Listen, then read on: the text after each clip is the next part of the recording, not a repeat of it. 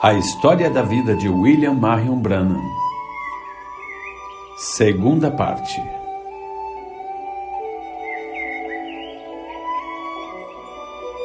Os anos da mocidade.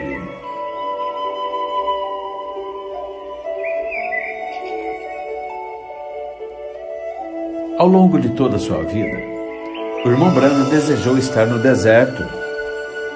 Com 18 anos, ele partiu de Indiana para as montanhas escarpadas do oeste. Sua estada no Arizona não durou muito tempo, até ele ser forçado a retornar.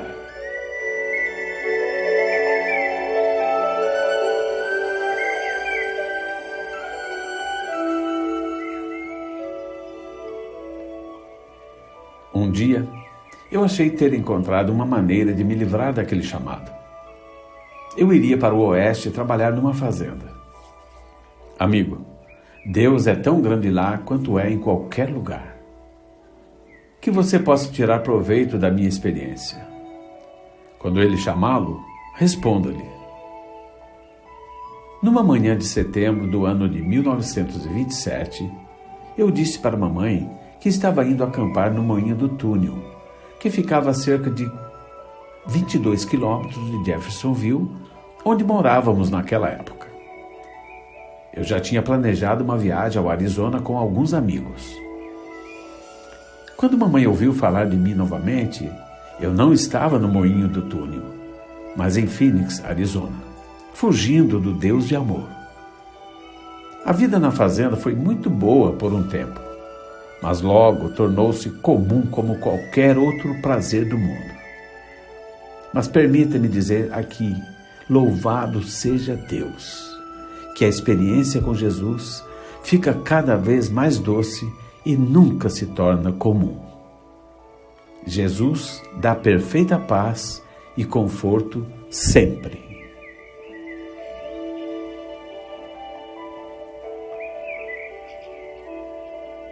Muitas vezes, eu ouvia o vento soprar pelos altos pinheiros. Parecia que eu podia ouvir sua voz chamando de longe na floresta, dizendo: Adão, onde estás? As estrelas pareciam estar tão perto que você podia apanhá-las com as mãos. Deus parecia estar tão perto. Uma coisa diferente naquela região são as estradas no deserto. Se você sair da estrada, você se perde tão fácil. Tantas vezes, os turistas veem pequenas flores no deserto e saem do caminho para apanhá-las.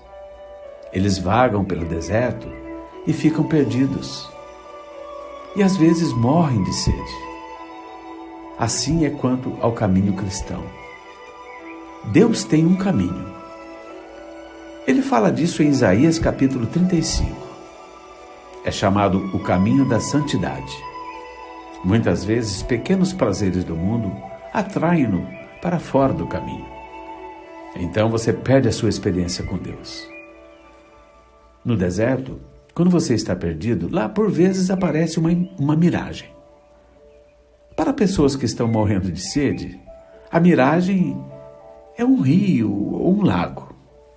Muitas vezes, as pessoas correm atrás e caem neles e acabam descobrindo que estão apenas banhando-se em areia quente. Às vezes, o diabo lhe mostra algo que ele diz ser prazeroso.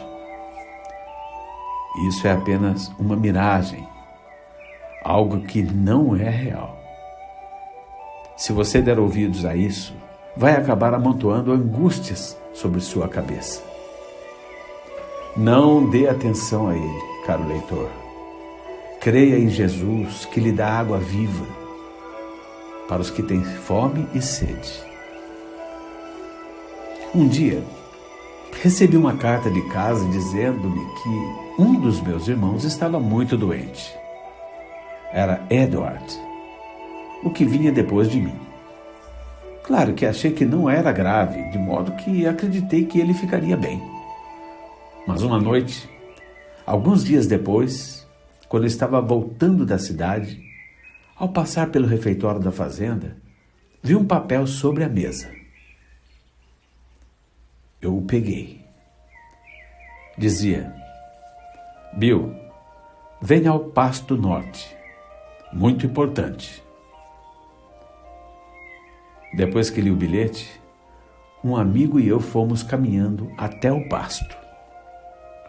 A primeira pessoa que encontrei foi um velho vaqueiro do Texas que trabalhava na fazenda. Seu nome era Durfee, mas o chamávamos de Pop. Ele estava com uma expressão triste quando disse: Billy, rapaz, tenho más notícias para você. Naquele momento, o capataz chegou. Disseram-me que um telegrama tinha acabado de chegar, contando-me da morte do meu irmão.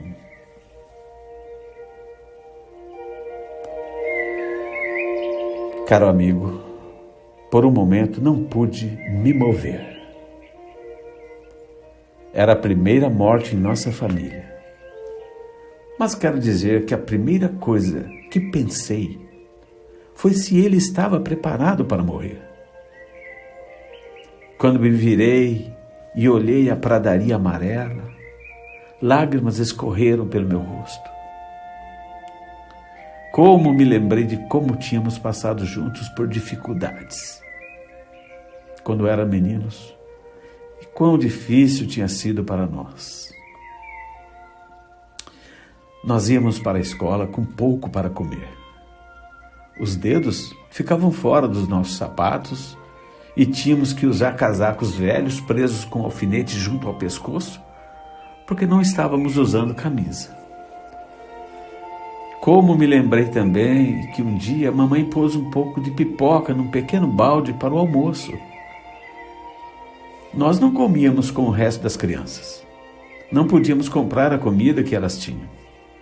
Sempre subíamos sem ser notados para uma parte separada e comíamos.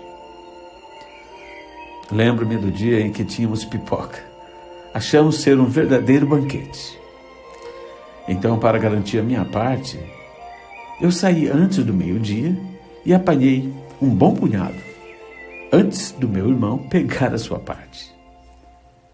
Então, lá de pé, olhando para a pradaria ressecada pelo sol, pensei em todas essas coisas. E me perguntei se Deus o tinha levado para um lugar melhor. Então, novamente Deus me chamou, mas como de costume, tentei lutar contra isso. Aprontei-me para ir para casa para o funeral, quando o reverendo McKinney da igreja de Port Fulton, um homem que é como um pai para mim, fez o seu funeral. Ele mencionou que pode haver alguns aqui que não conheçam a Deus. Se assim for, aceitem-no agora. Oh, como me agarrei ao meu assento. Deus estava tratando comigo novamente. Caro leitor, quando ele chamar, responda-lhe. Nunca vou esquecer como meus pais, coitados, choraram após o funeral. Eu queria voltar para o oeste, mas mamãe pediu-me tanto para ficar que finalmente concordei em ficar se conseguisse achar um trabalho. Logo, consegui emprego na Companhia de Serviço Público de Indiana. Cerca de 2 anos depois, ao testar medidores na oficina de medidores da empresa de gás de New Albany, fui intoxicado pelo gás e por semanas sofri com isso. Fui a todos os médicos que conhecia. Não conseguia obter alívio. Eu sofria de acidez no estômago, causado pelos efeitos do gás. Só piorava. Fui levado a especialistas em Louisville, em Kentucky. Finalmente disseram que era meu apêndice. E disseram que eu tinha que fazer uma operação. Eu não podia acreditar porque nunca tive dor do lado. Os médicos disseram que não podiam fazer mais nada por mim até que eu fizesse uma operação.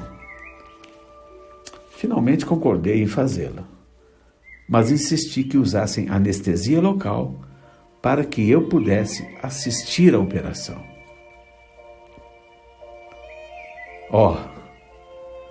Eu queria que alguém ficasse comigo que conhecesse a Deus. Eu acreditava em oração, mas não sabia orar. Assim, o ministro da primeira igreja batista entrou comigo na sala de cirurgia. Quando me levaram da mesa para minha cama, eu me sentia cada vez mais fraco. Meu coração mal estava batendo. Eu sentia a morte sobre mim. Minha respiração foi ficando mais curta. Eu sabia que tinha chegado ao fim da minha jornada.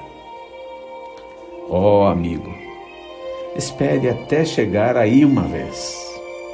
Então você vai pensar num monte de coisas que tem feito. Eu sabia que nunca tinha fumado, bebido ou tido quaisquer hábitos impuros, mas sabia que não estava preparado para me encontrar com meu Deus. Meu amigo, se você é apenas um membro de igreja frio e formal, você vai saber quando chegar ao fim que não está preparado. Então, se é só isso que você conhece sobre meu Deus, eu lhe peço que agora mesmo fique de joelhos e peça a Jesus para lhe dar aquela experiência do novo nascimento, como ele disse a Nicodemos em João capítulo 3. E como os sinos da alegria vão tocar. Louvado seja o seu nome.